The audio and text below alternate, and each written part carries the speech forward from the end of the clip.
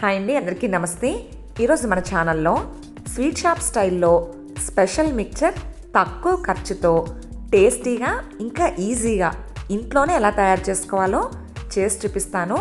నేను చెప్పిన ప్రాసెస్లో మీరు ఈ మిక్చర్ కనుక తయారు చేసినట్టయితే తక్కువ ఆయిల్ని పీల్చుకోవడం వల్ల ఎక్కువ రోజులు నిల్వ చేసుకోవచ్చు. ఈ మిక్చర్ మొదటిసారి ట్రై చేసే వాళ్ళకైనా ఫెయిల్ అయ్యే ఛాన్స్ ఉండదండి, పక్కాగా కుదురుతుంది. ఓకే ఫ్రెండ్స్, ఇప్పుడు ప్రాసెస్లోకి వెళ్ళిపోదాం. ఒక మిక్సింగ్ బౌల్ తీసుకుని ఏదైనా మెజరింగ్ గ్లాస్తో 2 గ్లాసుల శనగపిండి తీసుకోండి. నేను ఈ గ్లాస్తో 2 గ్లాసుల పిండి తీసుకున్నాను. శనగపిండి చేత్తో చూసినప్పుడు బాగా మెత్తగా ఉండాలి. గరుకుదనం కనుక ఉన్నట్టయితే ఒకసారి జల్లించి తీసుకోండి. నేను శనగపిండి ఇంట్లోనే తయారు చేశానండి. బయట కొన్న పిండి తీసుకుంటే ఒక్కొక్కసారి మొక్కజొన్న పిండి కలిసే అవకాశం ఉంటుంది. అలాంటి పిండితో మనం ఏ రెసిపీ చేసుకున్నా అవి గట్టిగా వచ్చేస్తాయి. మీకు వీలైతే ఇంట్లో తయారు చేసిన శనగపిండిని తీసుకోండి. ఇప్పుడు మనం ఏ గ్లాస్తో శనగపిండి కొలుచుకున్నామో అదే గ్లాస్తో 1/2 గ్లాస్ వరకు బాగా మెత్తగా ఉన్న బియ్యపిండి వేసుకోవాలి. బియ్యపిండి ఎక్కువైతే మిక్చర్ గట్టిగా వచ్చేస్తుంది. ఈ కొలత అయితే సరిపోతుంది. ఇప్పుడు ఇందులో 1/2 స్పూన్ కారం వేసుకోండి. అలాగే 1/4 స్పూన్ పసుపు వేసి 1/2 స్పూన్ సాల్ట్ వేసుకోవాలి. సాల్ట్ ఎక్కువగా వేయకూడదు. మిక్చర్ కలుపుకునేటప్పుడు లాస్ట్లో వేసుకుంటాం కనుక ఇందులో కొద్దిగా వేస్తే సరిపోతుందండి. ఇప్పుడు ఇవన్నీ కలిసేలా చేత్తో బాగా కలుపుకుని కొద్దిగా వాటర్ వేసుకుంటూ మీకు వీలైనంత గట్టిగా పిండి కలుపుకోవాలి. ఫ్రెండ్స్ చూడండి, ఇలా మీకు వీలైనంత గట్టిగా పిండి కలుపుకోవాలి. పిండి పలచగా ఉన్నట్టయితే ఎక్కువ ఆయిల్ని పీల్చుకుని మిక్చర్ తొందరగా మెత్తపడిపోతుంది. ఇలా నేను వీడియోలో చూపించిన విధంగా ఈ కన్సిస్టెన్సీలో పిండిని గట్టిగా కలుపుకున్నట్టయితే తక్కువ ఆయిల్ని పీల్చుకుని ఎక్కువ రోజులు కరకరలాడుతూ క్రిస్పీగా ఉంటుంది. ఇలా కలుపుకున్న పిండిని ఇప్పుడు 3 భాగాలుగా చేసుకోవాలి.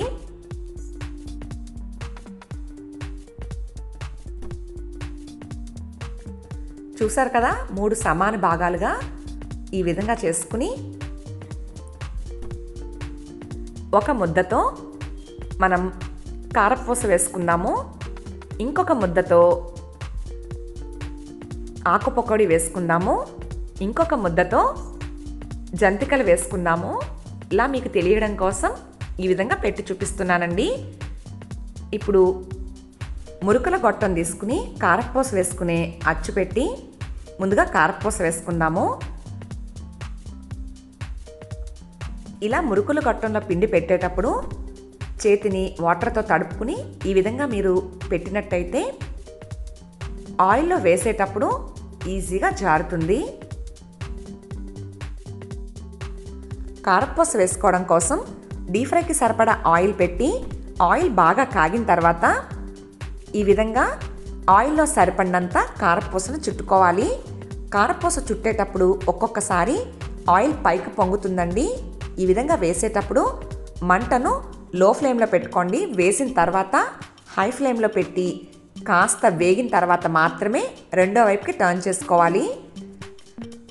ఇలా అటు ఇటు తిప్పుకుంటూ 2 వైపులా బాగా వేగిన తర్వాత ఆయిల్లోంచి బయటికి తీసుకోవాలి. కారపూస తొందరగానే వేగిపోతుంది, మరి ఎక్కువసేపు టైం అయితే తీసుకోదండి. ఫ్రెండ్స్ చూడండి, ఇదైతే వేగిపోయింది. ఆయిల్లోంచి బయటికి తీసుకుని ఆయిల్ అంతా వాడిన తర్వాత ఒక ప్లేట్లో వేసుకోవాలి. మిగిలిన పిండితో కూడా కారపూస వేసుకుని ఒక ప్లేట్లోకి తీసుకుందాం.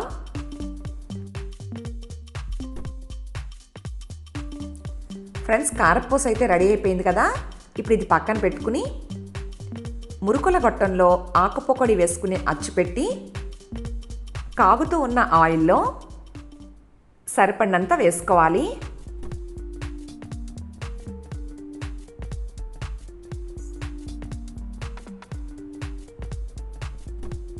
ఇలా వేసిన తర్వాత కాసేపు వేగనివ్వండి. వేగిన తర్వాత మాత్రమే రెండో వైపుకి తిప్పుకోవాలి.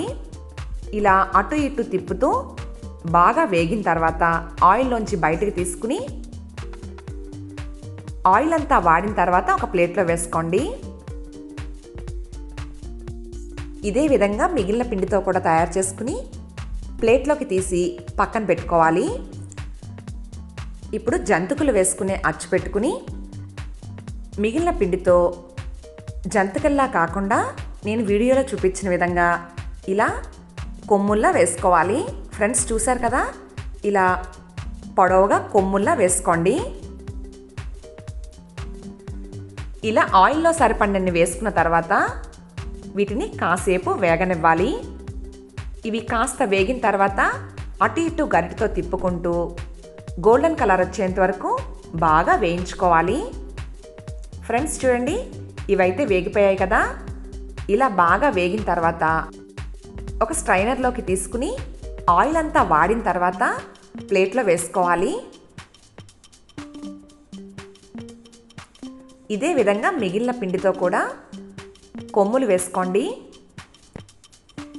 ఫ్రెండ్స్ మనం కలుపుకున్న పిండితో ఇలా 3 రకాలైతే తయారు చేసుకున్నాం కదా.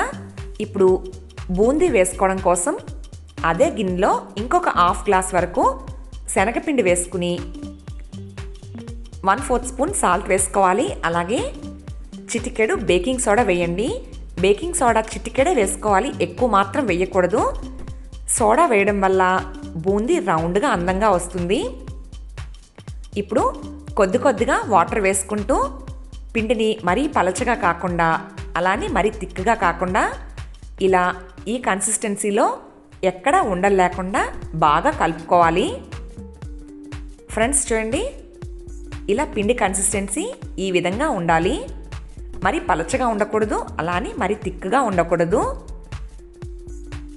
ఈ విధంగా బాగా కలిపిన తర్వాత ఇప్పుడు కాగుతున్న ఆయిల్లో బూందీ చట్రం తీసుకుని కొద్దిగా పిండి వేసి కడాయి పైన ఇలా కొంచెం ప్రెస్ చేసినట్టయితే బూందీ చక్కగా పడుతుంది.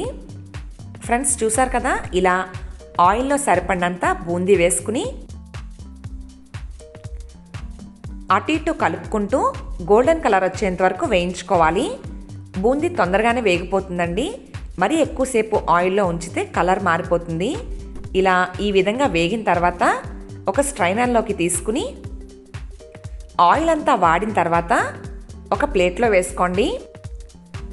ఇదే విధంగా మిగిలిన పిండితో కూడా బూందీ తయారు చేసుకుని ఇలా ప్లేట్లోకి తీసుకోండి. ఇప్పుడు వీటన్నింటినీ కొంచెం పెద్ద సైజు గిన్నెలో వేసుకోవాలి. ఒక బేషన్ కానీ లేదా కొంచెం పెద్ద సైజులో ఉండే పళ్ళెం కానీ తీసుకుని మనం తయారు చేసుకున్న ఆకు పకోడీ వేసి లైట్గా క్రష్ చేయండి. ఇప్పుడు కొమ్ములు కూడా వేసుకుని వీటిని కూడా క్రష్ చేసుకోవాలి. అలాగే కారపూస వేసి లైట్గా క్రష్ చేయండి. ఇప్పుడు బూందీ కూడా వేసుకోవాలి. మిక్చర్ అంటే ఇలా చాలా రకాలు ఉంటాయి కదా, అన్నింటినీ విడివిడిగా చూపించాలి అంటే వీడియో లెంత్ పెరిగిపోతుందండి. అందుకోసం ఇలా ఒక్కదానిలోనే వేస్తున్నాను. ఇప్పుడు కాగుతూ ఉన్న ఈ ఆయిల్లో 1 కప్పు కార్న్ఫ్లెక్స్ వేసుకుని గరిటెతో అటు ఇటు కలుపుకుంటూ ఇవి బాగా వేగిన తర్వాత ఆయిల్లోంచి బయటికి తీసుకుని కాస్త పక్కగా పెట్టుకున్నట్టయితే ఇందులో ఉండే ఎక్స్ట్రా ఆయిల్ అంతా బయటకు వచ్చేస్తుంది. ఆ తర్వాత మిక్చర్లో వేసుకోవాలి. ఇప్పుడు మూన్ బిస్కెట్స్ తీసుకుని వీటిని కూడా గోల్డెన్ కలర్ వచ్చేంత వరకు ఆయిల్లో వేసుకుని బాగా వేయించుకోవాలి.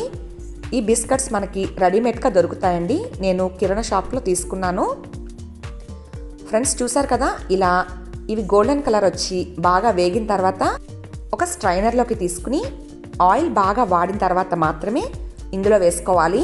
ఇప్పుడు 1 కప్పు పల్లీలు తీసుకుని వీటిని వేయించుకోవడం కోసం ఆయిల్లో స్ట్రైనర్ పెట్టి ఇలా పల్లీలు వేసి వేయిస్తే ఆయిల్ నుంచి బయటకు తీసుకునేటప్పుడు మన పని తేలికగా అయిపోతుంది.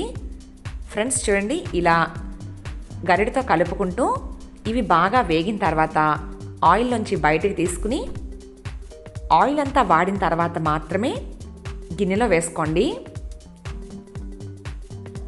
ఇప్పుడు పుట్నాల పప్పు వేయించుకోవడం కోసం ఆయిల్లో స్ట్రైనర్ పెట్టి 1 కప్ వరకు పుట్నాల పప్పు వేసి దోరగా వేయించండి. ఇది బాగా వేగిన తర్వాత ఆయిల్ నుంచి బయటకు తీసుకుని టిష్యూ పేపర్ వేసుకున్న ప్లేట్లో వేసుకోండి. అలా చేస్తే ఇందులో ఉండే ఎక్స్ట్రా ఆయిల్ అంతా పేపర్ పీల్చుకుంటుంది. ఇప్పుడు ఈ ఆయిల్లో మళ్ళీ స్ట్రైనర్ పెట్టుకుని అటుకులు వేసుకుని వేయించుకోవాలి. అటుకులు వేయించేటప్పుడు డైరెక్ట్గా ఆయిల్లో వేసుకుంటే తీసేటప్పుడు కొంచెం కష్టంగా ఉంటుందండి. ఇలా స్ట్రైనర్లో వేసి వేయిస్తే ఆయిల్లోంచి బయటికి తీయడానికి ఈజీగా వస్తుంది.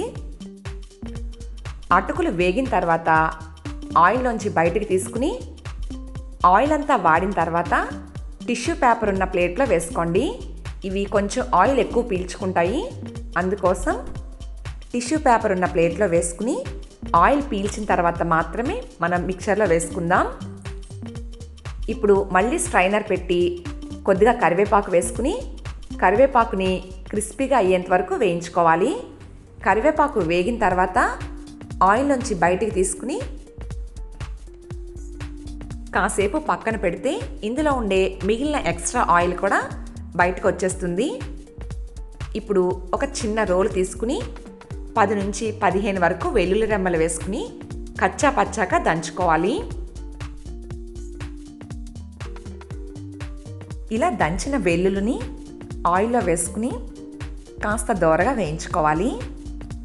ఇలా ఒక స్ట్రైనర్లో వేసి వేయిస్తే తీసేటప్పుడు ఈజీగా వస్తుంది. ఈ విధంగా ఇవి బాగా వేగిన తర్వాత ఆయిల్లోంచి బయటికి తీసుకుని కాసేపు పక్కన పెట్టుకోండి. అప్పుడు ఇందులో ఉండే ఎక్స్ట్రా ఆయిల్ అంతా బయటకు వచ్చేస్తుంది. ఇప్పుడు మిక్చర్ కలుపుకోవడం కోసం మిగిలిన ఇంగ్రీడియంట్స్ కూడా యాడ్ చేసుకుందాం. ఫ్రెండ్స్ చూడండి, టిష్యూ పేపర్లో వేయించిన అటుకులు వేసుకోవడం వల్ల ఇందులో ఉండే ఎక్స్ట్రా ఆయిల్ అంతా ఈ పేపర్ పీల్చుకుంటుంది.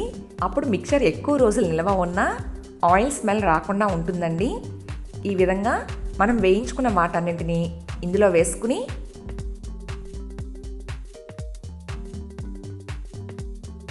వన్ టేబుల్ స్పూన్ కారం వేసుకోవాలి. అలాగే కొద్దిగా సాల్ట్ వేసుకోవాలి. సాల్ట్ వేసేటప్పుడు చూసి వేసుకోండి. ముందు పిండి కలిపేటప్పుడు వేసుకున్నాం కనుక ఇప్పుడు కొంచెం మాత్రమే వేసుకుని ఇవన్నీ కలిసేలా 2 చేతులతో బాగా కలుపుకోవాలి. ఫ్రెండ్స్ చూడండి, స్పెషల్ మిక్చర్ అయితే రెడీ అయిపోయింది. చూడడానికి అచ్చంగా స్వీట్ షాప్లో కొన్న మిక్చర్లానే ఉంది కదా. టేస్ట్ కూడా చాలా బాగుంటుంది. ఇది చల్లారిన తర్వాత గాలి వెళ్ళని డబ్బాలో వేసుకుని స్టోర్ చేసుకుంటే 15 నుంచి 20 రోజుల వరకు కరకరలాడుతూ చాలా రుచిగా ఉంటుంది.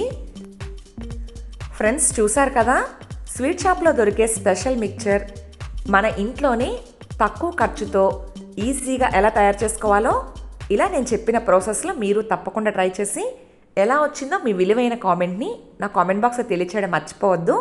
Thanks for watching. Please like, share, comment and subscribe to my channel.